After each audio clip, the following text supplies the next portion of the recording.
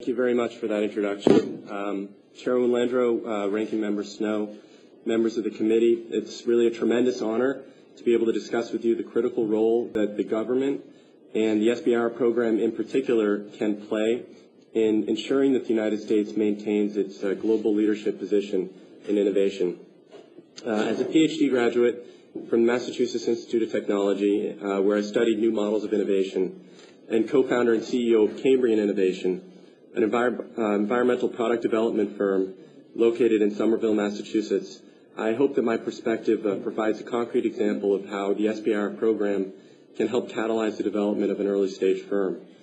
In the 5 years since our founding, Cambrian Innovation, formerly called Intact Labs, has been the fortunate recipient of multiple SBIR awards, enabling accomplishments unimaginable without the program. Most importantly, we've become a viable player in a global race to develop next-generation water and energy systems based on newly discovered biocatalytic processes. And as a result, we're now valued by our private investors at several times the total SBIR investment. In this testimony, I'm going to briefly discuss our story, emphasizing 3 points.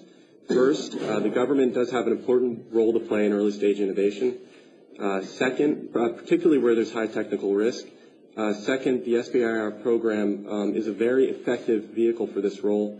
And third, above all, the program really needs long-term stability, less bureaucracy, and faster decision-making. The SBIR STTR Reauthorization Act accomplishes most of these needs, and I strongly support it. Cambrian was founded in 2006 with the vision of improving the way our society processes basic natural resources, starting at the intersection of energy and water. Treating our nation's water currently consumes an estimated 3% of our electricity. We were therefore really inspired by recent scientific discoveries that suggested that some microbes could generate electricity directly while treating water. And we imagined a suite of products with the potential to change society's relationship to water, energy, and fuels. The main trouble in 2006 was that the discovery alone was too immature for venture investment. Developing energy and water technology entails a lot of technical risk associated with scaling, testing, and iterating designs. Universities do not carry out this kind of scaling exercise. On the other hand, most venture firms and even angel investors shy away from taking on investments with very long lead times and high technical risk. Our solution was, in no small part, the SBIR program. After receiving an initial NASA grant in 2006 to test the applied science, we were awarded a USDA SBIR in 2008 to apply our product to agricultural wastewater treatment. The first design was actually not satisfactory, but the effort did yield a number of applied discoveries and a better understanding of our market niche. Building on this knowledge, we've been fortunate to receive SBIR awards from the NSF, the EPA, and NASA in 2010 and 2011. Today, Cambrian is commercializing 3 potentially game-changing products associated with renewable biogas generation, nitrogen removal from wastewater, and surface water sensing, and we're actively selling feasibility research services.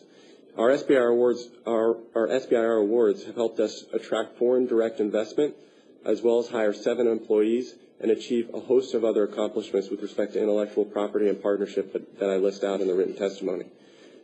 Risks definitely remain for our firm, and we have some time to go before the technology is proven at the scale that we would like, but there's one thing that's clear.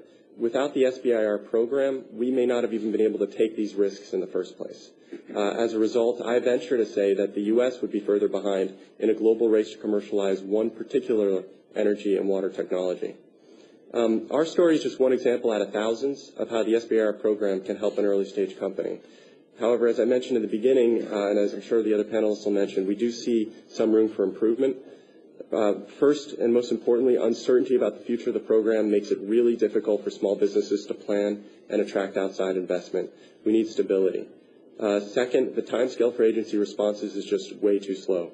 Third, all agencies should minimize bureaucracy, and I would suggest making immediate use of information technology to reduce paperwork.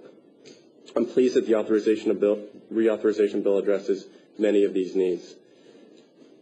Finally, on the VC question, I must admit that I'm a little bit concerned about opening the program to majority-owned VC firms. Recent statistics suggest that VC firms are beginning to scale back on seed-stage investment, creating a gap between scientific discoveries and company formation. In this context, I don't believe that the government achieves its objectives by decreasing the risk of a downstream VC investment.